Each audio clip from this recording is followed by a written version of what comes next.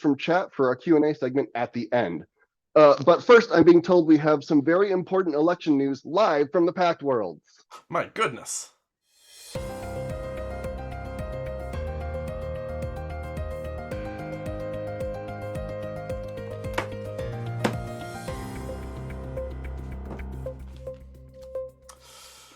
Good evening, ladies and gentlemen in multiforms from across the Pact Worlds, and welcome to Pact Worlds News, a broadcast we definitely named before this stream.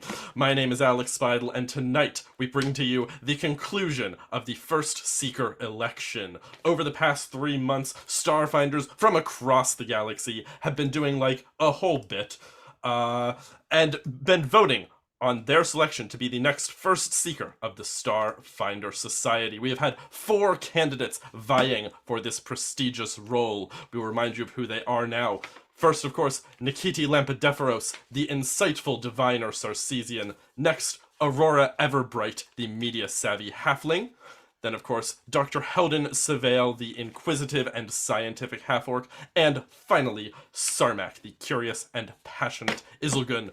As of tonight, the polls have officially closed, and guidance is currently tallying the votes. We expect updates throughout the night.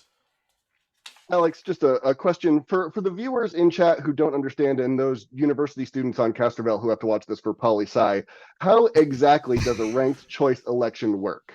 Yes, so a ranked choice election, the ballots have been submitted and the voters have ranked the candidates from first choice down to 4th choice. We will tally the first choice selections. If any candidate passes the 50% threshold, the tally will end and that candidate will be declared the winner. Otherwise, we eliminate the lowest scoring candidate and their votes are redistributed to their second choice. We will then tally again and see if anyone has achieved the milestone. Excellent. And I don't see it in my notes here. What are the second seekers feeling right now? How are they feeling on the vibes? Is there a particular candidate for first seeker that they are specifically wanting more than the others say? Well, I mean, the first seekers are, or the second seekers rather, are a faction that follow the first seeker in universe, but we don't really have exit polls because we didn't. That's not how this works, actually. But I'll be sure to get that information, I think. Sure. Anyway, we'll be back with more election updates as the evening progresses. For now, we will take you back to John Morgantini in the studio for news on the Pathfinder Remaster.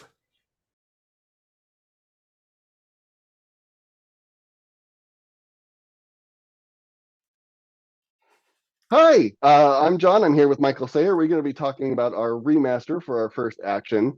So, Michael, how does it feel to actually be to be done with it? It's printed, it's out the door, it's accomplished. There was an enormous amount of work that went into this. What is the kind of general feeling? Of course, it's you can now sit around and eat bonbons, right? Because that's what you do in creative when you complete a book. Yeah, sure. So on the one hand, we're not quite done with the remaster. We are still doing some work on Player Core 2, getting that wrapped up to ship here. But closing these books out feels really, really good. It's been a heck of a year because not only did we have these 4 remaster books, we've also been working on, War of Immortals, Howl of the Wild, remastering Rage of Elements, remastering the Tian Sha books and wrapping those up. And so really we're just kind of going from hyper overdrive into standard overdrive, and maybe eventually we'll roll down into cruising speed again, I don't even know what that I like anymore. So now that subscribers have been getting it, the reviews have been coming out. It seems pretty universally positive. Everyone's very excited. Is there a remaster kind of segment or section that you think has not been getting the hype that you think it should? Is there some, because we've been seeing a lot of focus on kind of the big tentpole items that were the reason for the remaster, but is there something little in there that you really like that you're excited for people to get to play around with? I've noticed that more and more people have been catching on to, like, there's a lot of kind of like subtle systemic changes where we made a tweak here and here and here, and these things collectively all lead to a really good experience. You know, the changes we made to things like crossbow ace and how they impact the outwit ranger, who is really, really good at creating those diversions and rolling into it. I saw today on Twitter, it looks like people finally found the swap option on the interact trait, and that has caused everybody to blow their minds a little bit, that they can quickly use a single action to take whatever they're holding and swap it for something in their pack instead of needing a separate action to put it away. I kind of figured that stuff would blow up once it hit the wild, but it's a little bit harder to sell that because, you know, we're also trying to talk to people who are new to the game, just kind of joined at the beginning of the year because of things that happened at the beginning of the year. And I think really people are finding the small mechanical adjustments and stuff a lot now, and hopefully they continue to find those little things and enjoy them, and the way that they kind of open up the gameplay experience for their characters. Awesome. Okay, let me kind of scroll through some of the questions we've got here. Okay, so talk to me about reinforcing runes on shields. Yeah, I got to do those. It was really fun. At some point in time, people were like, there should be a sturdy rune. And I told everybody, there's not a sturdy rune. We're not going to do a sturdy rune. And it was because I was writing reinforcing runes. Yeah, so kind of the TLDR there is when we first did shields for Pathfinder Second Edition, there was this idea that there were kind of two functions. There was the sturdy shield, which was the I want to block and I want my shield to absorb a bunch of damage when somebody hits me. And then there were the other shields that do cool magical stuff. And, there was a little bit of a concern of like, we don't want to encourage people to take the cool magical thing you can do and stick it in front of a monster with the explicit intent that it might be broken. But the game's a little more mature and the audience is a bit larger and people kind of get how shields work now. And so there's kind of that growing concern about like, hey, I want a shield that is cool and that I can also block with. And the reinforcing runes kind of close that circle, right? They allow you to take the non-standard shields that were not originally intended as much for blocking, upgrade them so they're a little bit more expensive. If you still want the quickest, simplest, slickest option whose sole purpose is just absorbing as much damage as possible, you want to stick with those sturdy shields, and they still do appear in the remaster. But if you want to be able to get a little more techy and play with newer shields like the ones we introduced in Treasure Vault, or you want to be able to upgrade like, a fun specific shield like the Lion's Shield and have your shield be able to bite somebody and then also absorb a hit or two, reinforcing runes will allow you to do that in a way that wasn't really possible in the game before. Okay, awesome. Okay, so slight transition, same idea though. We've been seeing a lot of, we've previewed the Ranger, we've previewed the Cleric, we've done a lot of those kind of, here's the thing about this class that's kind of changing with the remaster. Are there any classes that we didn't feature that also have changes that you would like to highlight? I know like we didn't do one on the Fighter, right? Does the Fighter have any changes that are suitable and noteworthy? The fighter mostly kind of saw cleanups, removing some traits that weren't really putting in the work. Dustin from the Starfinder team was one of the ones who did the first round of cleanups on that, and he got to slide the shield break feat in there, which is kind of a fun. It's a very comic booky feat, right? I think of like Wolverine and jamming his claws into like a wall every time I think of the sword break, because it's not Break, it's Brake, right? It's the somebody's trying to shove me and I'm stopping myself from sliding with my sword. And that's uh just kind of fun stuff, right? And that was what the fighter had. Like the fighter's foundation was really solid. There wasn't a lot to do there, right? It was doing everything we wanted it to do. It had a lot of, all of the kind of basics covered. So we were able to put in a little bit more of that like cool flash and pizzazz in the remaster for it there.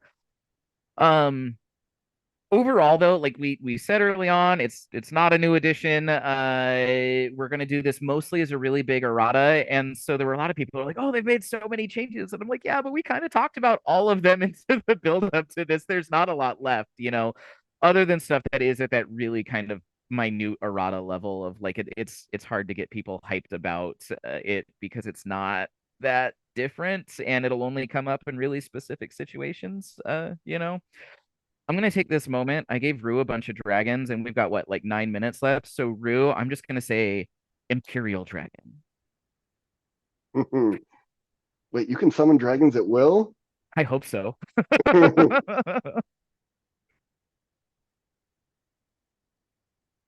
Dragons.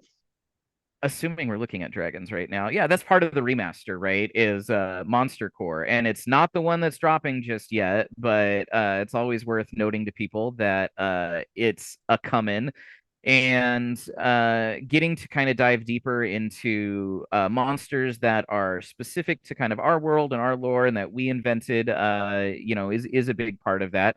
And things like the Imperial Dragon are going to be an option for you to potentially fight if your party is full of people who are probably jerks. Because as you can tell by that shining gold halo, this dragon is pretty nice. I always wonder about that, right? Like every time you put an angel in like a monster book, you're kind of like, who's gonna kill this? Definitely at least a third of our players. Oh, that might be a low ball.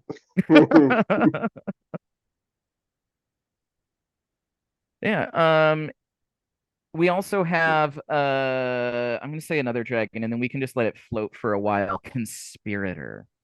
The Conspirator Dragon is going to be relevant for later in this talk, so you can just kind of enjoy that. I won't really say too much more about it because, you'll get the book, and we'll probably do a deep dive on it somewhere between now and then. It is the one thing we kind of did there when we were making all the new dragons for the remaster, right, was ask ourselves, like, what are these dragons doing in the world? What's their place and purpose? It was something where other games have really specific reasons for their dragons, and we didn't just want to retread old ground, but it meant that we had a lot of specific dragons doing specific things, but not as many kind of broad general roles for what dragons are up to. And conspirator dragons are very much those kind of dragons who like getting involved in politics and plots and get a little more hands-on in what the shorter-lived species are up to. So I just love seeing our art. We have such good art, especially for our we do. monsters. Always a treat to get to see new art when it comes and gets released. I know, yeah. Well, and this was also a fun chance to look at any art that we had, and we wanted to pull from books that maybe hadn't seen as many eyes and get that art front and center. Order some new art for some of the art that we weren't as happy with the first time through. So there actually is a fair bit of new art that you'll find in all of the remaster books. I think GM Core has kind of the smallest amount of brand new art, and then Player Core has a mix of art that was in the core rulebook, art that was pulled that we particularly liked from various Lost Omens books, and then new art that was written specifically for that book as well. And in Monster Core, obviously, because we had a bunch of new monsters, kind of got the largest dose of new art to go with all of that. Very cool. All right, let me double check to make sure that I don't have any other questions to ask. But we do have a couple more dragons, don't we? Fortune Dragon. I'm really hoping this looks as cool as it does in my head when I say a word and then a dragon magically appears on screen. It's exactly, yes. Good. Yeah, full transition. Yeah, I think people have seen this one before, and we even kind of talked about that before jumping into the stream. But yeah, the Fortune Dragon is just so cool. I love it. I'm like, if you haven't seen this art, you should see it because it's kind of my favorite. As you can probably tell just by looking, Fortune dragons, not luck dragons, fortune, because they're all about them hordes and the piles of cool things. The breastplates as gauntlets is just like slick. There's going to be a point in time where I'm going to just drop that into a campaign, and first I'm going to get the PCs really, really attached to an NPC who I show wearing a piece of armor a lot like that. Then he's going to disappear, and I will later introduce the Fortune Dragon with the art, just so they know that I did something really terrible to someone I first made them care about. Yeah, no, why would you not do that? I mean, absolutely, yes. Get them attached and then take away their toys, as any good GM should. Yeah. So, what we've talked about dragons. We talked about. Do we have any more questions on remaster stuff from the crowd that we wanted to answer? I know we've got one more piece of art that we're going to kind of drag a little bit closer to when we wrap the segment. We have probably about a minute and a half left, so we can vamp for just a couple of minutes. I don't see any other questions unless there's something you want to kind of hit with our as your end and then drop the art and walk away quietly into the night. Yeah, okay. So let's see. Things people should care about. If you didn't like Disarm before and you haven't been following our other topics of conversation or the threads talking about this, we buffed Disarm. It's a pretty slick maneuver now. It does a whole lot of stuff. And that is cascaded into a bunch of other feats in ways that people are discovering. So if you were playing a character who likes to disarm your opponents, definitely keep an eye out for that. We dropped the new martial crossbow, the arbalest in, and gave crossbows a new crit spec, which is a pretty strong bleed effect. It's a bit more bleed damage than you get from similar crit specs like daggers and darts. We also updated the Grievous rune, so now your crossbow bolts can make things bleed and pin them in place, which is a pretty cool combination of effects. If you like that style of build, I think we also updated that so that it has an entry for firearms now, which we had to have a little bit of. I pulled for you, firearm users, on that one because there were concerns about putting rules on a rune for things that didn't appear in this book, and I may have even snuck that in. This might be the moment in time where Logan is realizing I did that. So I'll deal with that later. That's a Uh, future Michael problem. yeah, that jerk. Yeah, so I don't know. Like I said, we've wrapped up player core and GM core. Those are hitting shelves in what, week and a half here, 2 weeks. We've wrapped up Monster Core. That's not hitting shelves for a while. That drops early next year, but I'm real excited for y'all to get your hands on it. And then the thing we're working on wrapping up right now is Player Core 2, which will be my cue for the last piece of art to share, which is the cover art for Player Core 2. I get to write the art brief for this, and it was illustrated by Wayne Reynolds. There are three of my favorite adventurers on the cover of this piece of art here.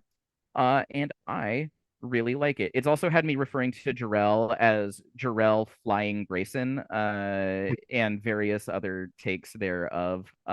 Just because, I love her getting ready to do something really cool as she's hanging from that sorcerer's staff. Hmm. There's nothing to look. It's just a flying beast of some kind with adventurers underneath it. There's nothing to look at there. And Fumbus having the time of his life. As you would. All right. Well, I think we are wrapping up for our segment here. Thank you very much, Michael. Where do you see? Never mind. That's not the correct question for now. I am being interrupted because I do believe that we have more election coverage coming in from Absalom Station. So we're going to go to that. Thank you very much. Thanks.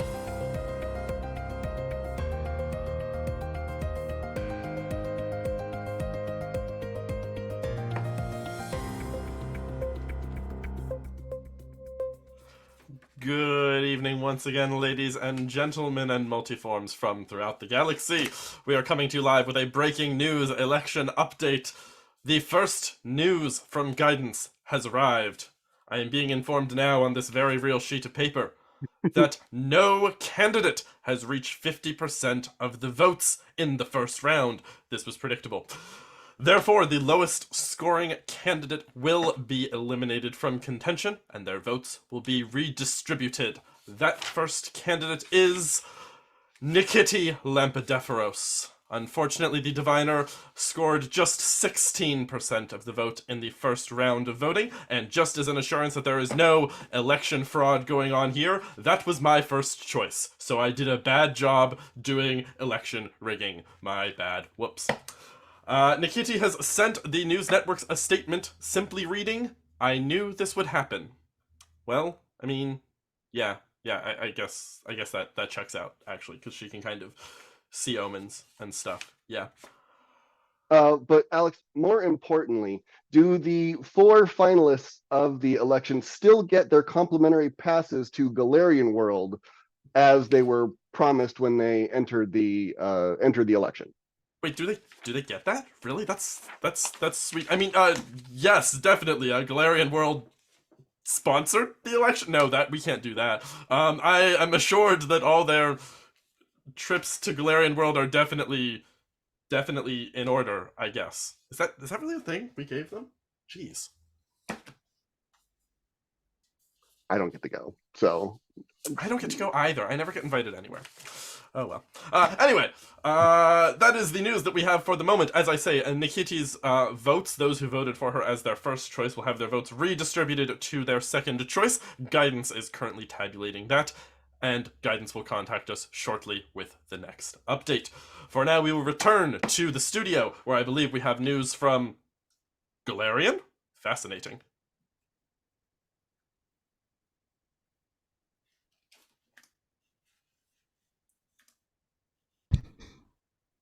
Hello everyone, welcome back. It's me, Alex. I'm not in space anymore. Today I am joined by one of our most prolific authors. I think I will use that term for you. Vanessa Hoskins. Okay. How are you doing, Vanessa? What have you been playing lately? Oh my goodness. I've recently gotten back into organized play, playing a lot of Pathfinder 2nd Edition, playing around with the kineticist that was released. I have a psychic on deck, just all sorts of fun stuff. Oh, that's fantastic. That's what we like to hear.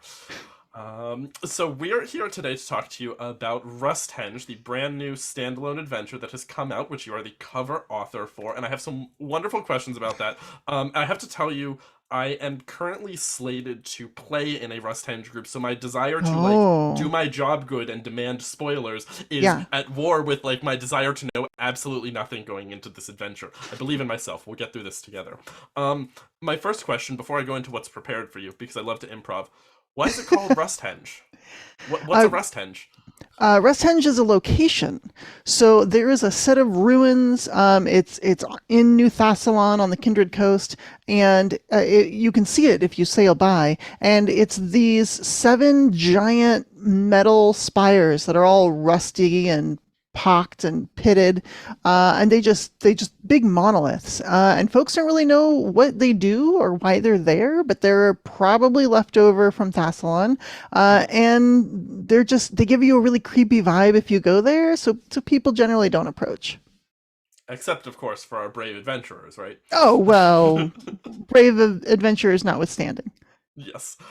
So this is a location that's steeped in a lot of kind of Pathfinder's history going all the way back. What sort of like background knowledge, digging, and research did you do when you were starting your work on this adventure? Can you tell us a little bit about sort of what you learned in the history of this region for those who maybe haven't been with us since 2007? Sure. Well, first of all, I'm a huge fan of Thassalon and the Rune Lords and that whole area and the history behind it. So I had a lot of existing background knowledge, but I did review lots of stuff about New Thassalon, about Bellamarius and her nation, because it does technically take place in that nation, and also little bits about Riddleport. One thing that you will learn from the player's guide once you read it is that you start at one of 2 settlements that was created by refugees who were prisoners in Riddleport and fled and started their own little villages so they could kind of restart their lives. And of course, this all happened before New Thassalon was even a thing. And so all of a sudden, boom, a nation teleports back onto the map, a couple of them, and you find out, like, you're like, I thought we were an independent commune. You're like, no, there's a rune lord over there who says we owe taxes. And kind of thinking about how that must feel and just sort of what sort of situation that puts a community in. That's awesome and a little bit wild, yeah, to just sort of have someone rock up and be like, hello, you're in our nation. Yes, that's right. It's like, no, you were a nation here 10,000 years ago. Yes, well, we're back. And so anyhow, taxes, please. Oh boy, there's no parallels to anything in the real world. So Thassalon, as you say, it has a lot of history. There's a lot of association with like Yeah. the Rune Lords, who are these really powerful mages and these really high level threats. How do you take a setting like that and write an adventure for low level characters who shouldn't be fighting Rune Lords at like second level? What do you sort of have to Okay. keep in mind as you're delving into that? All right. So you only fight one Rune Lord in this adventure, but don't worry about it. No, but seriously. No, hold on, I'm worried about it. Go back.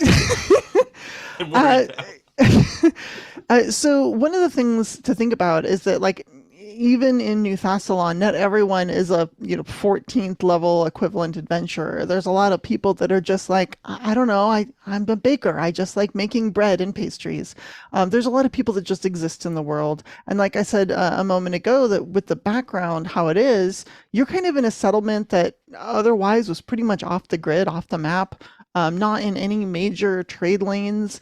And they were just sort of eking a living on this little island on Chakakoth Isle, just doing their thing.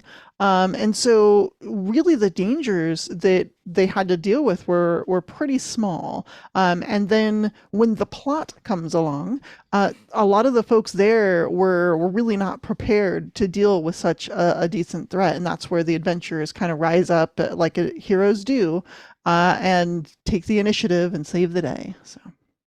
I love that. Should I take it as read that any PCs who intend to play Rusthenge should ensure they're up on their tetanus shots first? Yes, absolutely. Okay, good.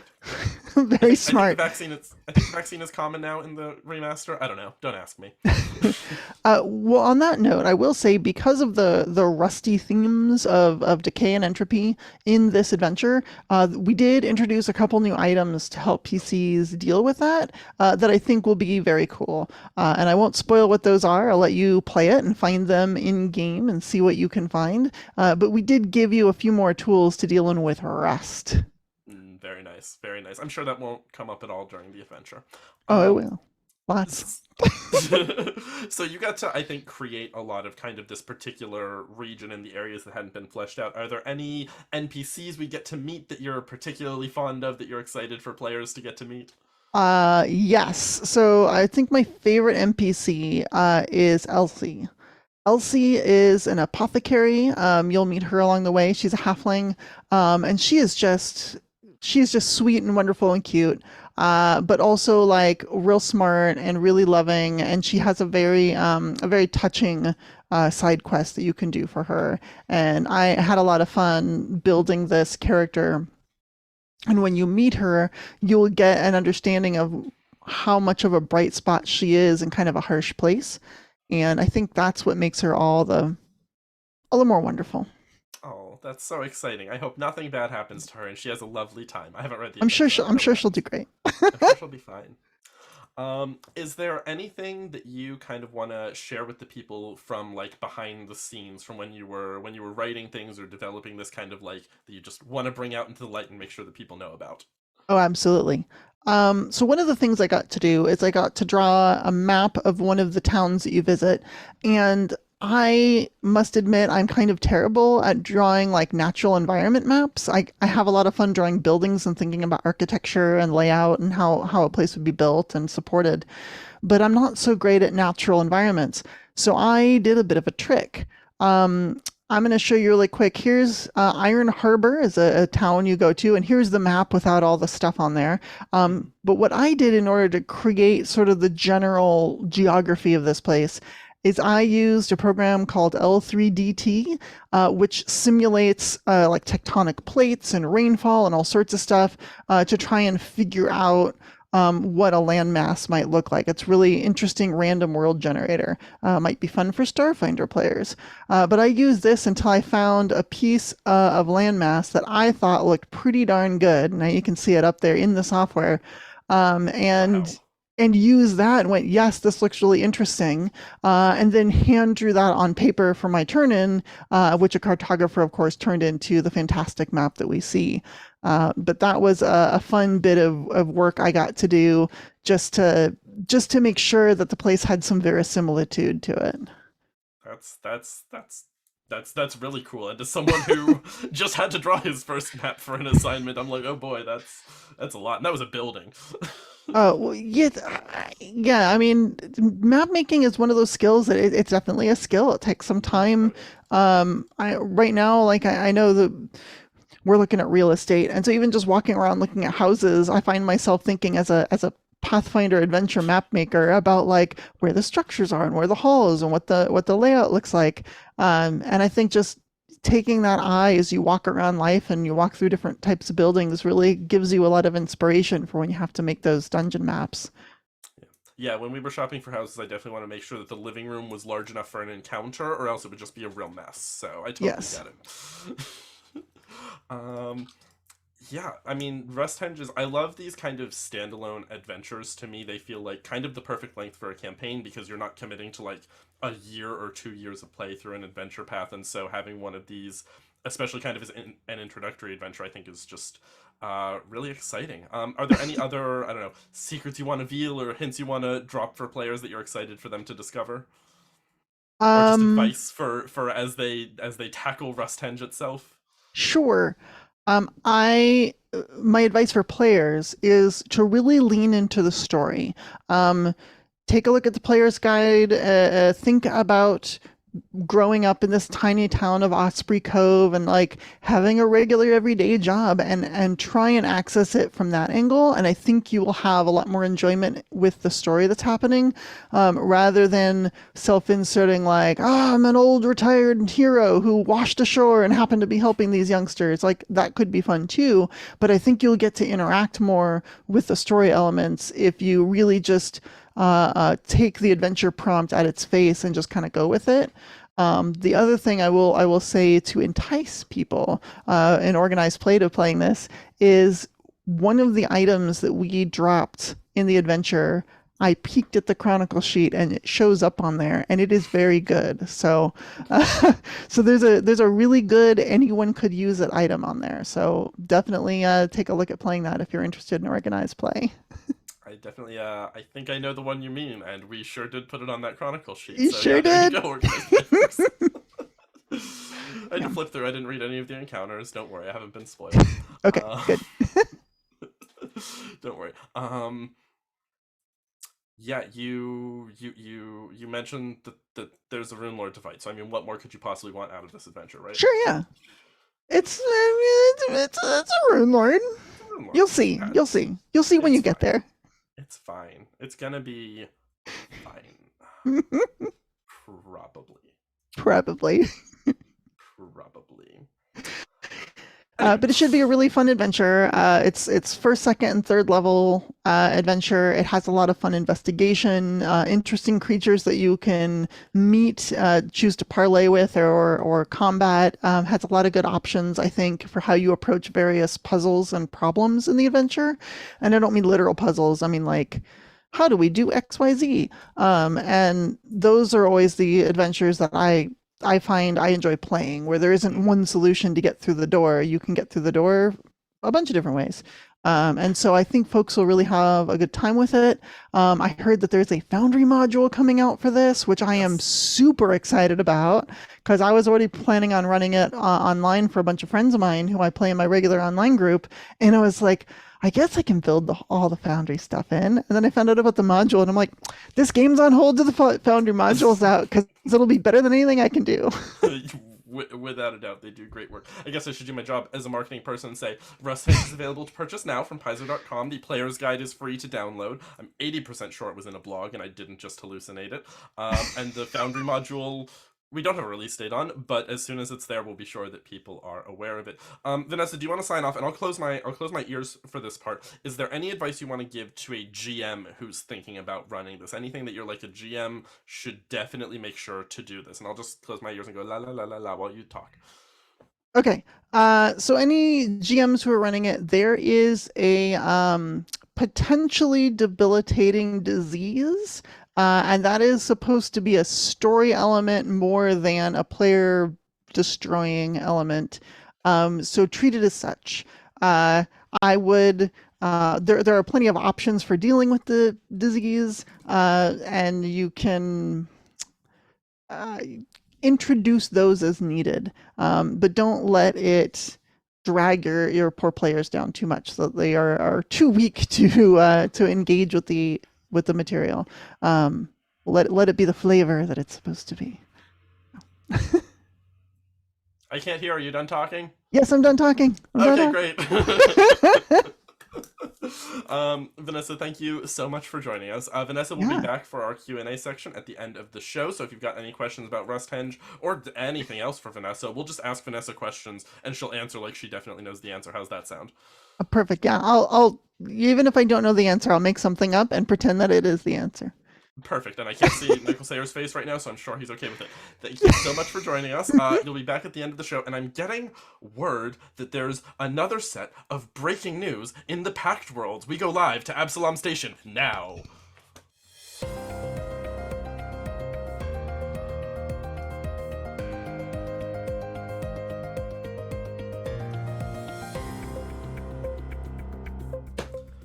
Good evening once again, ladies and gentlemen, and variations thereupon throughout the galaxy, and welcome back to Pact Worlds. I forgot. John, what did we name it?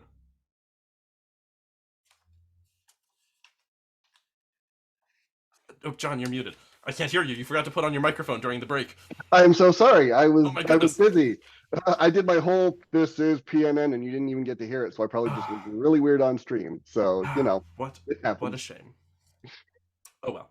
Anyway, breaking news in the first Seeker election. At this time, I can confirm that according to guidance, still no candidate has reached the 50% threshold. So once again, the lowest scoring candidate will be eliminated from the race. After this, of course, we will have just 2 candidates, which means that we will have to have one of them with more than 50%, unless there's a tie. I don't actually know what happens if there's a tie. So let's hope that doesn't happen. Anyway. Sudden death runoff? I don't know. Anyway, the candidate who will be eliminated, having received just 27% of the votes in this second round, is Dr. Heldon Savale. Unfortunately, he did not achieve the required threshold to remain in the race. Dr. Savale has spoken from the viewing party at Kabarat University, pledging to support the efforts of the next First Seeker and asking them to increase funding for scientific research in the future. Can't say I'm surprised by that request, knowing him. Okay, but Alex, Yes. I'm getting some more questions. The producer would like to know, we're not getting the proper information for the exit polls from Akaton and EOX. Is there a way that we can figure out those numbers, please? Because, you know, people want to know. Right, okay, so, I mean, the exit polls on EOX are grim due to 90% of the population is undead. But luckily, the First Seeker election is a direct democracy, not some sort of absurd system where we divide votes arbitrarily by population in certain areas and then cast votes based on that, so in certain areas your vote won't actually matter. And I can't say anything more or else my boss will yell at me. That would be ridiculous. That would be an absurd system. Who would ever implement such a thing? And the exit polls on Akaton are all in binary, so I can't read them. I don't know what you want from me there. That's, you know, I don't know what I was expecting. So right. I appreciate the effort. How about that? Listen, I tried. Wait. I've mixed up Akaton and Avalon again. No one yell at me on the internet. They're still in binary because of an encryption error. Don't worry about it. Anyway, only 2 candidates remain in our election, Aurora Everbright and Sarmac. Aurora's platform, of course, increasing the media publicity and face of the Starfinder Society. Sarmac wishes to investigate megastructures built by ancient civilizations, including on Abalon, a planet that I definitely know which one it is. One of these 2 will be our next First Seeker. We'll find out who after Dr. Savales are redistributed and guidance contacts us once again. But I'm getting word that it is now time to return from Absalom Station to... Yes, Absalom Station to discuss Starfinder Society with developer Jessica Catalan.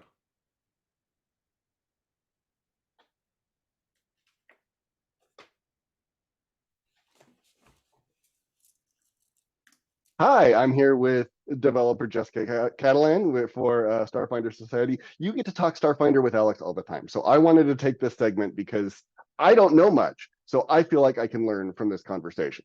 So Starfinder Society is obviously, that's our system of going and playing in live play with the different, you've mentioned chronicle sheets and all that kind of stuff. What are the recent new releases? Now that we've obviously announced Starfinder Second Edition is coming, so there's a lot of hype for kind of the spooky kind of political stuff that's been going on behind the scenes. What recently has been happening in that sphere? So this past month, just last week, we released 2 Starfinder Society scenarios. So the first was number 6-8, that is Lost Revelry, written by Miko Kallio, who is a longtime fan favorite Starfinder Society author. Lost Revelry is a spooky scenario for 5th through 8th level characters. In it, the crew of the starship Vigilance discovered a massive cruise liner on the fringes of Pact World system. This cruise ship is the Revelry, which is a starship that went missing during the recent drift crisis, along with all of its crew and passengers. So the Starfinders aboard the Vigilance sent a message to the Starfinder Society, reporting their discovery and saying they were going to go investigate.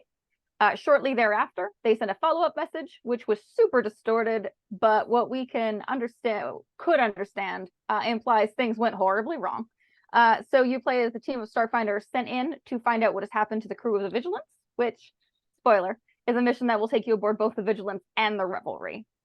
So if you enjoy space horror or something spooky for near Halloween, this is one for you. It's lots of fun. It's a really good one. The second one we released just the other day is Starfinder Society Scenario 6-9, which is Ridge Rock Rescue. That is by Charlie Brooks. So this is a meta plot scenario for 1st through 4th level characters, which means that it contributes to our overall storyline for this season. That said, this adventure has a really timeless premise, so it'll run well even if you use it as a standalone adventure rather than as part of the ongoing meta plot narrative. So in this adventure, the Starfinder Society is looking for a Yosoki named Anji.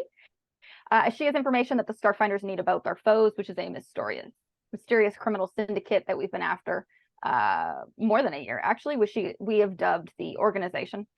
So Anji grew up in a town run by the Organization, but has escaped, and she's been on the run ever since. So the Starfinders have spotted her on Vesk 7, which is a frigid planet in the Veskarium. Your job is to travel to Vesk 7, find Anji, and convince her to share her information, or if possible, come seek shelter with the Starfinders and lend us a hand.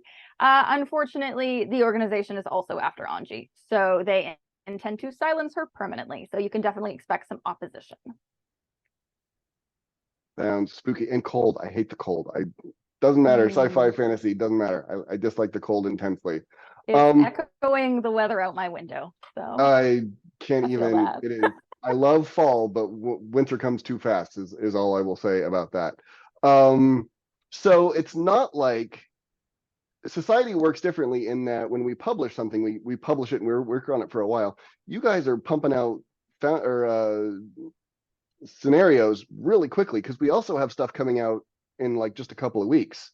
What's coming up next for people? Yeah, we release at least one scenario every month. Some months have 2, either because they've got an extra scenario or they've got also a bounty in there, which is a shorter length adventure, or even more than that if we're at the start of a launch season. So this month, end of November, we are releasing 2 adventures. One is a scenario, and the other is a shorter one. It's a bounty. So the scenario is number 610, The Death of Cortus 4. It is a high-level, very cinematic, high-tension adventure, which is written by Alison Sayre. It is a metaplot scenario for 9th through 12th level. So in this one, Anji's homeworld of Cortus 4 is in peril. It was once an independent colony sponsored by the Pact Worlds out in the but Cortus 4 was conquered by the Organization like over a century ago, so that the Organization could gain full control of their Finitrium mines, which is something that we have been interacting with throughout this season. Finitrium is, in short, it's a really rare star metal that causes illness to those in close proximity to it. However, the Organization has found a way to refine it into a divination focus, which they can use to help their leaders see the future far beyond what would normally be possible. So with these mines now played out, Cortus 4 has outlived its usefulness. to the organization. And under the command of one of the founders of the organization, that is the undead dragon king Sozeren, the organization is moving to remove all traces of their presence from Cortus 4. This includes the total destruction of its mines, of its infrastructure, the town of Brereton, and literally the death of all of its citizens. So it is really bad news. The Starfinder Society has asked for volunteers willing to travel out to Cortus 4 and evacuate as many of the planet's inhabitants as possible before Sozeren and the organization launch their assault. And you play as Starfinders who have volunteered for this highly dangerous mission. And shockingly, as expected when your enemy can see the future, time is not really on your side here. It is a big, I'll just say dangerous adventure. That doesn't In case sound you couldn't ominous in tell any by the way, cool shape, or art we form. just threw up there. Yeah. And then we also have a bounty coming out later this month. So that is Starfinder bounty number 10. Those who were taken, our bounties are only about an hour long. So they're really good for shorter events and just not as much of a time commitment as our longer ones. So those who were taken is an adventure for 4th level characters. It is written by Sayre Jeffers. It takes place on Absalom, which is a planet inhabited by machines called anacytes and governed by the technological intelligence of the Insight Array. You're welcome, Alex. Now you know what Absalom is. In this adventure, you're hired by the Insight Array to track down and retrieve a missing shipment of parts, which would have been used to create more anacyte citizens. But someone has diverted this missing shipment to an unknown location, and it's up to you to go out and find it. So many problems in the galaxy. God, can't they take care of themselves? You know, it's a bit bigger than just Galarian, so lots of places to go. That doesn't sound ominous in any way, shape, or form. Okay, so I'm assuming that the organization is not going to accept the fact, whatever the outcome is of the scenario, lying down. So what can we expect moving forward with the rest of the season? They're just gonna give up and turn themselves in and say that they were bad the whole time and recant, right? Definitely. That's right. Because I don't like writing finales to anything. It's just hard cut. So for Metaplot later this year, you can expect a direct confrontation with the soon-to-be unmasked organization. If you want more information on them and to actually know their name instead of me just calling them the organization, you should play number 69. That's a great one. So later events this year will be Starfinder Society scenario 613. That is the beginning of the end. It is written by Isis Wozniakowska, which releases in February 2024.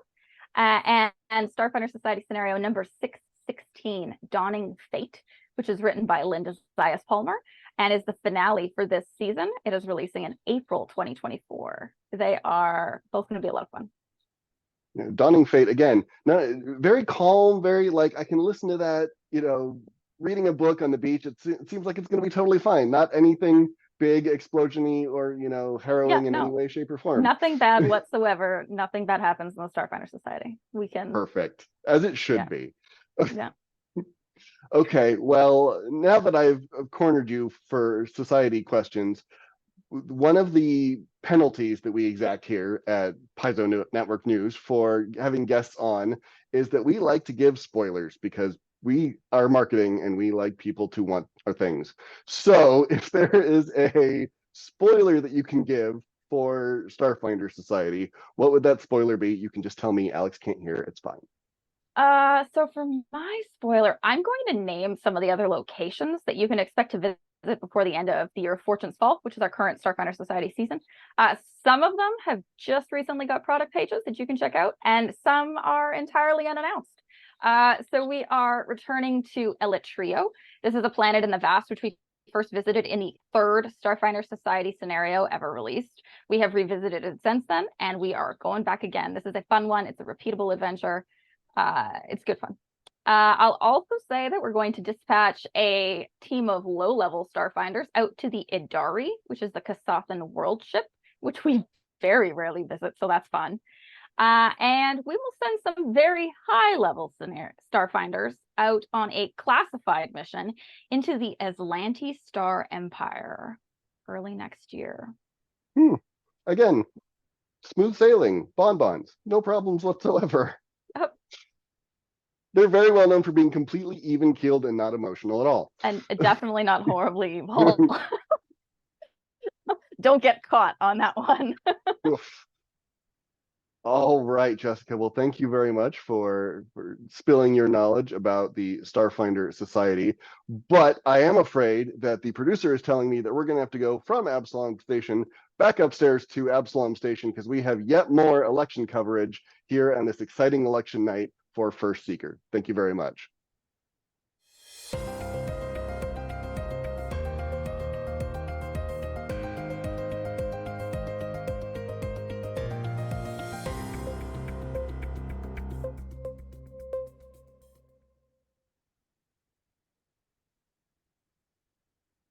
Now you're muted, Alex. I'm good at my job. Good evening once again, ladies and gentlemen in multiforms across the galaxy. Someone has sabotaged my news studio. That's my story, and I'm sticking to it. Only 2 candidates remain in the Starfinder Society's first Seeker election. We have Aurora Everbright, the passionate halfling who hopes to make the Starfinders the stuff of legend, or at least the stuff of late-night reruns. And we have Sarmak, the Isilgun, who is fascinated with the history of the megastructures across the galaxy. Only one can be our first Seeker, and we will find out who it is in just a moment. Are we at all concerned about reports coming that the of potential aggressive moves by the Atlantic Star Empire towards Absalom Station based on whether or not their particular candidate for First Seeker gets that position? Troubling to think that they are backing either. John, you know this isn't a serious news show, right? I'm just doing a bit. Like there's no actual journalism. These are fake papers. Like, it's important to me that you know that. I feel lied to. I'm Okay. a little sad. Okay. Well, anyway, the answer is no, we are aware of no Atlantic Star Empire moves, and we will continue to not be aware of those until that one scenario Jessica just mentioned. Anyway, I can now reveal that I hold in my hands the final results of the election. Everyone at home, I give you the pause there so you can go, ooh. I heard it out in the hallway. Okay, They it's did. important to me. So, I am pleased to announce tonight, for the first time publicly, that our winner and your next First Seeker, with 58% of the vote in the final round, is Sarmak. Sarmak the Isilgun has taken the vote by storm. Congratulations to our new First Seeker. I am getting word that Sarmak has just been informed of his victory while he was hard at work in the lores. Oh, there's confetti! He's been informed of his victory. He thanks all the Starfinders for their support and asks them to be patient with him as he settles into his new role. I think on the vid feed I saw him shed a tear as he spoke. Aurora Everbright has posted a statement on the infosphere congratulating Sarmak and teasing some exciting new collaborations underway with Zoe Media. I would like to thank you all very much for voting in our election. We would like to congratulate Sarmak as well, our new First Seeker. You can stay tuned for more news about Starfinder Society Year 7 very soon. We'll be going to a quick ad break, and then we will have our Q&A with all 3 of our respected guests. Stay tuned.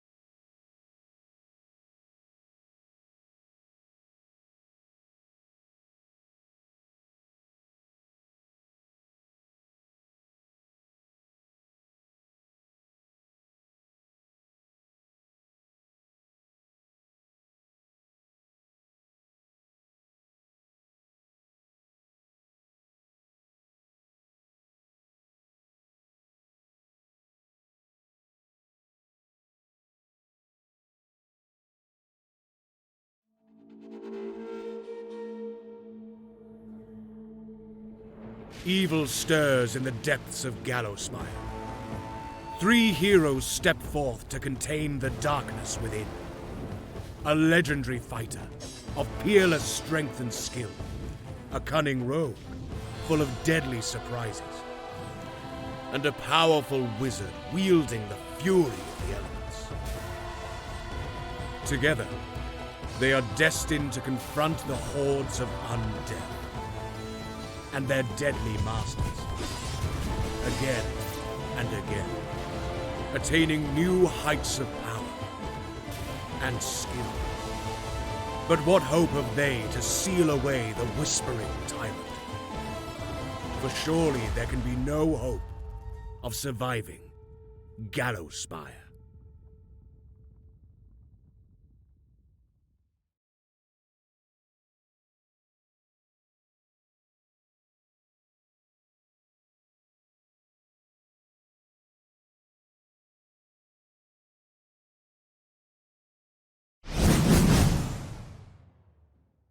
You've made names for yourselves as adventurers over the years, yet now it seems adventure has found you instead.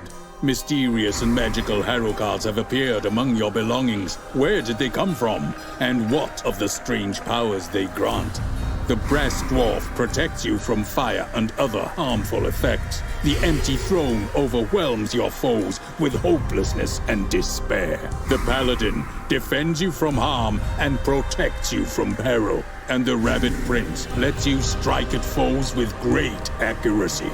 But be careful his advice doesn't shatter your blade. There are so many more cards out there to be found.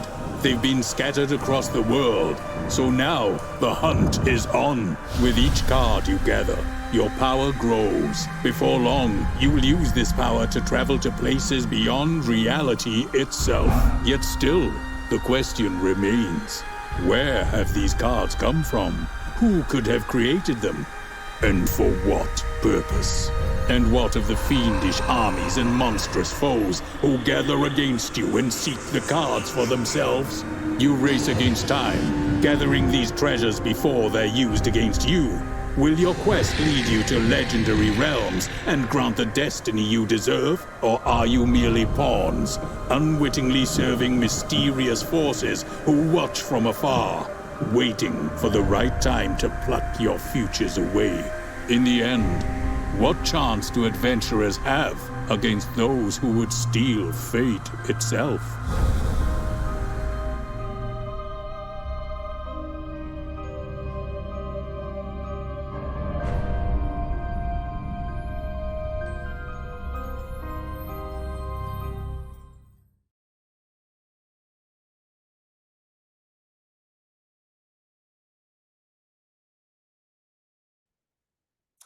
Hello, everyone. Welcome back to PaizoLIVE. I've done a quick change because the election news is over. Sorry, John. You could have taken off the suit if you wanted. I'm still coming to grips with the fact that I'm not getting paid to sit here and report news that's not even real. I'm sorry, John. If you want, I can text you news in the future that we'll pretend is real. We'll work on it together. We'll get you a little ticker. Would that make you happy? Yes! Okay, great. Anyway, thank you all for joining us. This is our reaction segment, our Q&A, where you can drop questions in the chat, and maybe some of our wonderful guests will answer them or not. But I want to start by talking to my wonderful friend and coworker, Jessica Catalan. Jessica, we've just revealed our brand new first seeker. First of all, did you vote for him? Don't answer that. But now that we know who our first seeker is, what can we expect from his kind of storyline and mission from the from year 7, the final year of Starfinder Society for first edition? Yeah, so Sarmak is interested primarily in archaeology, with a focus on exploring ruins of ancient civilizations that possessed advanced technology, exploring ancient megastructures, and exploring the ancient cities built by his ancestors in the Scoured Stars. So you can expect us to touch on all of those themes throughout his tenure as First Seeker. However, if you're asking what his initial focus will be, I will admit I've pre-planned for that, yeah. So in Starfinder Society scenario number 6-6, Tomorrow's Seekers, the Starfinders explore an ancient temple on Absalom, dedicated to the veneration of the mysterious First Ones. And while they're there, they discover a strange object, which when opened functions as both a data drive and a key. So you can expect us to use that key, which means you can expect some more adventures on Absalom and to make some discoveries about the first one. That's very cool as someone who, wrote that little adventure. And so are we going to complete Sarmak's tenure as First Seeker and then he just sort of gets a year here before we transfer to second edition? Are we going to get another election in a year like the people demand? Definitely not. Sarmak is newly elected as First Seeker. He will be First Seeker for our final season of Starfinder Society for First Edition. And he will continue in the transition to Starfinder Second Edition. He will still be there, our First Seeker of the Starfinder Society. You will see him in books, and he will continue to lead us into the first few years of SF2. Exciting. I can't wait. I'm so excited. I'm going to take the next one. So being the social media manager, in fact, it's part of my job to post the blogs out for everyone to see. We had an Order of the Amber Die blog go today. Those blogs both excite me and make me jealous, but also exhaust me because I cannot imagine doing gaming for, I'm not 25 anymore. I cannot imagine doing it for 18 hours. But Vanessa, you did, and you had fun. So tell us what's that even like? Like you got to hang out with Joe from the Glass Cannon. No. You got to play... They just played my adventure. Oh. Yeah, no, I wasn't there at the table with them. That would be super cool, by the way. Hint, hint, Adam. Hint. But no, I just see that? Yeah, no, it'd be great. No, I got to read it like y'all and hear about it. After the, I think, part 3 blog, Adam and I had a really good online chat conversation about how it went and what's going on and all this stuff and things to look out for. And so that was cool. I got to feel like I was involved. But yeah, an 18-hour marathon session, I don't think I've done one of those since I was, 20. The closest I came is being a tier 1 GM at Gen Con, I think. And just GMing for like 4 days straight. But other than that, yeah. It was really cool. What excited you to hear about? Because I don't know, I know my favorite parts. So just the whole thing of like, their marathon session was 66 hours. Their playtime was 48 hours. Like, that's a lot of time to play and a lot of time to like have to be like functional and make, active decisions. Mm-hmm. And it sounds like the adventure you wrote did not like set them up for like good decision making. No, it doesn't sound like a walk in the park by any stretch of the imagination either. So there's a lot of encounters in that adventure in Hands of the Devil that will surprise you, that are a little bit like gotchas. But if you do the sensible thing and retreat and go, okay, that was scary, prepare and go back in, it'll be a cakewalk. So a lot of what I hear from it is like how hard it is how much people just bowl on through and are like, well, this is the encounter we got. I guess we're planting our feet and fighting it, doing our best. Versus parties that are like, not yet on this one. There is one particular encounter where there's a planned mini boss, I'll just say, and it's detailed more in the blog if you want to know, but there's a planned mini boss and it's obviously dormant and not going to be a problem unless you go mess with it. And so what do one of their characters do? They ring a gong and wake it up and then have to fight it. But it's specifically put in there as this is obviously a loot pinata that you can fight if you want, or you can just not and come back later when you're ready for it, or you could just shoot the gong and fight it right then and not be prepared.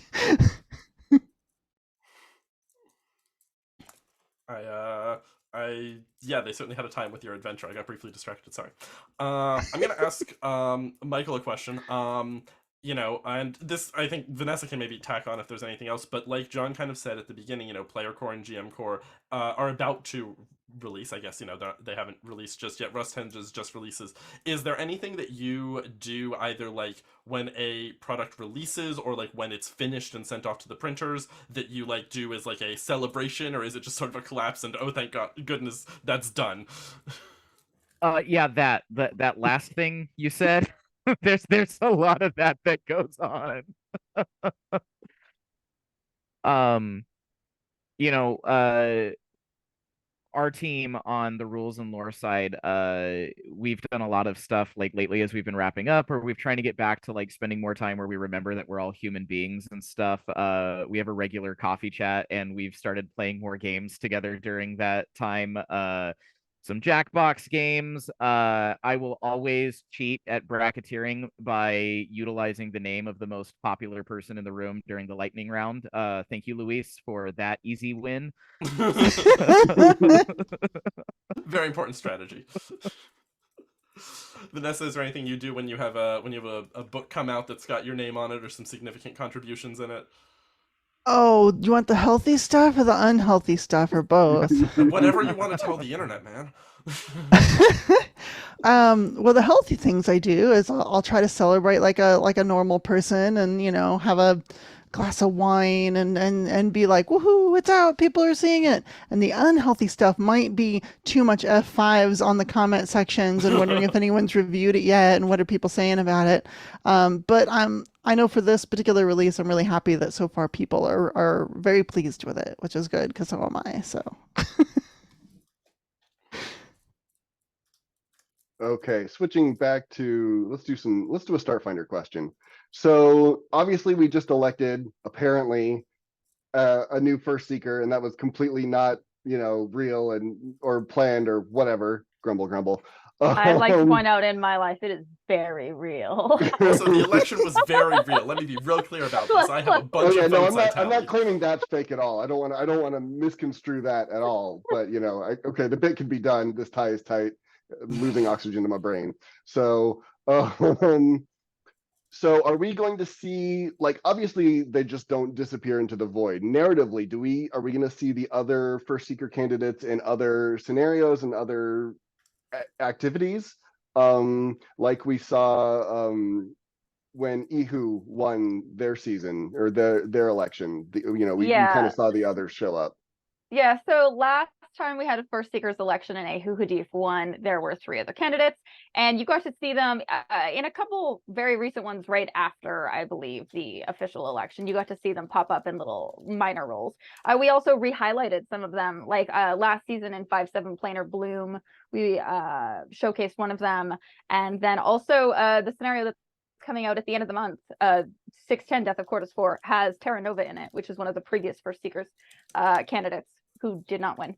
But these candidates going forward, if you've played 6-6, you'll see that every single one of them, when we were building that scenario, it was important that they all had a clear and obvious plot hook for us to run with the next season with if they won.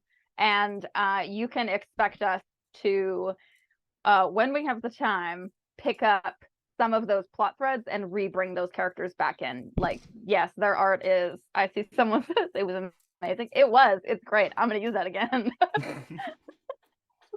We'll definitely get to pick up some of those again.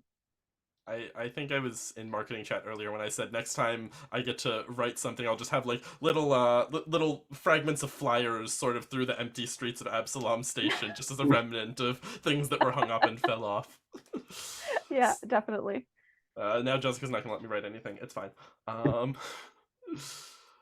Speaking of writing things, I'm gonna talk to Vanessa again because I'm full of Rusthenge questions that I shouldn't ask as a player. But Rusthenge is intended to be like a very introductory adventure. How do you keep that in mind as you're writing? Like, are there certain things that you do of like, oh, I definitely need to be cognizant that these characters might be a little squishier or something like that?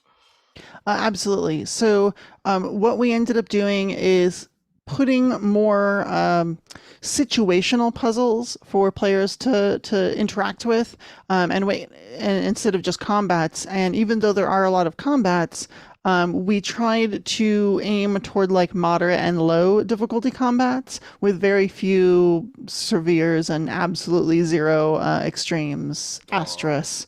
I think if you do the plot as worst as you possibly could, the final encounter is extreme. But But other than that, so yeah, we really tried to go into the lower end. Also because it's a lot easier, I think, for a GM to just add one more, minion to an encounter, one more creature to an encounter, and increase the difficulty if if the group is having a cakewalk and they're like, yeah, we want to be challenged, or throwing, elite on the weakest creature or something like that, is a lot easier to do than to ratchet it down if it's already too hard.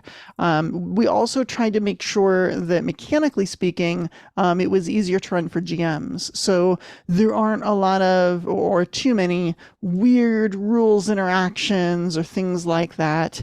We try to keep it pretty straightforward so that even someone who's new to GMing, either Pathfinder 2nd Edition or tabletop RPGs in general, should be able to pick up the adventure and have a reasonably good time running through it without having to be bogged down by complicated rule sets and things. Makes a lot of sense. Mm-hmm. Ooh, pretty. Okay, my turn. Okay, Michael, let's ask you this question. Are there Player Core 1, Player Core 2, obviously we talked a whole lot about it, how tinkering away at the kind of the core chassis of the game. Are we going to see errata for the non-Player Core classes? Specifically Summoner, Thaumaturge, anything else that I'm sure it's on Creative's radar, but are there plans to do anything about it? Yeah. No promises on the exact timeline right now, because obviously, like I said, we're still working on Player Core 2, but definitely keeping in mind errata to make sure that the other classes that do not feature in these books get all the support and things that they need and have really clear guidance on how they, can transition into using the remaster is something that we're very much working on and have in mind. So yeah, you can definitely expect that. I'm going to steal 2 art-related questions because I'm greedy and I do what I want. First, for Mike, someone in chat wants to know what kind of dragon was on the Player Core 2 cover? I don't think we've discussed the kind of dragon that you saw there. No, but we did show a screenshot of that type of dragon and say what it was. So it is one of the 3 dragons we shot. I don't know why I'm being cagey. It's a conspirator dragon. Just get so used to being cagey that it's just like the default setting when asked something about something that's unreleased. You're like, what exactly are you asking? What's the context of what you're saying, and where did you get that specific information? We do a lot of that around our NDAs, don't we all? Sometimes things gets announced either here on this show or on Twitter or wherever.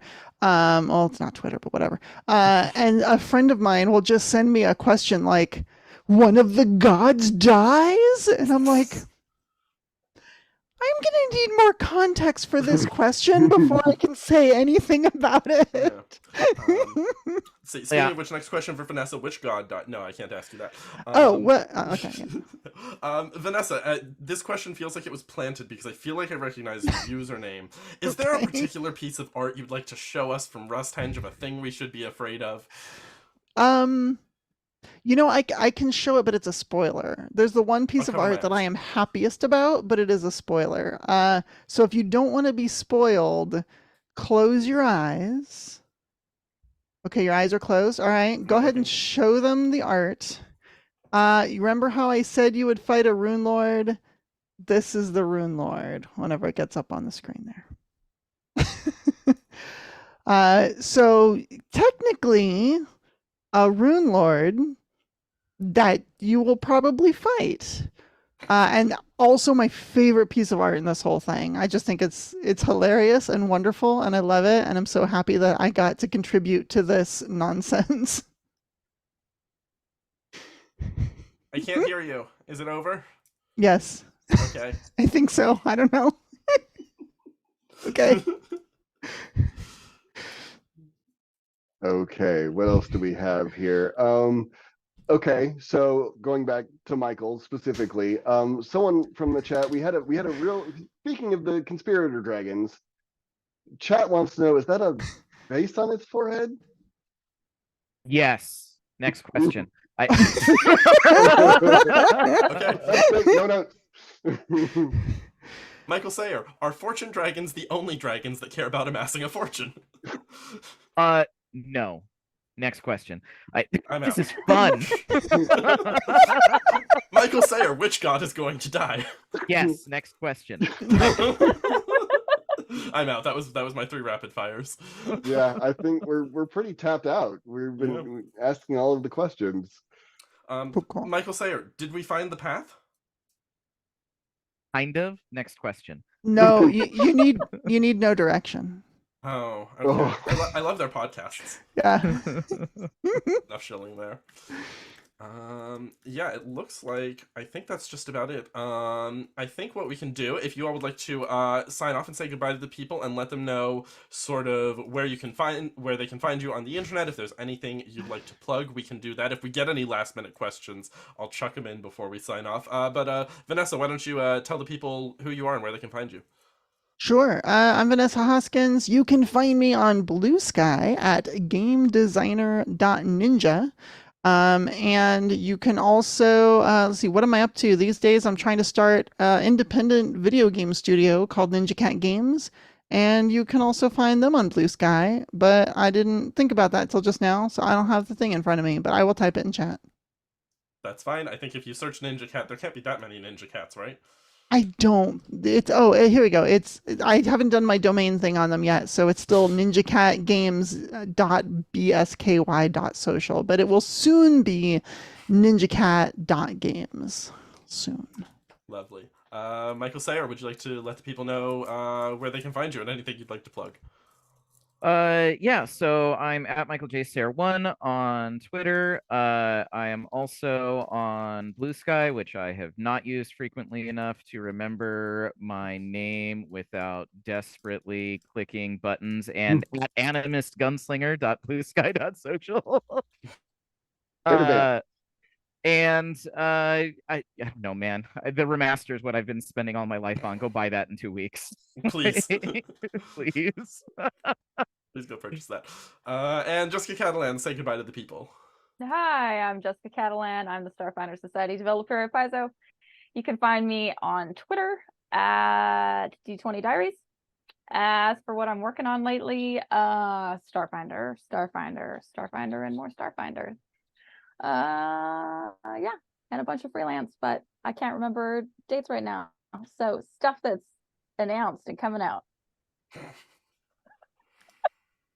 It's end of day on Friday. And more stuff that's not announced, so that's why I won't say anything.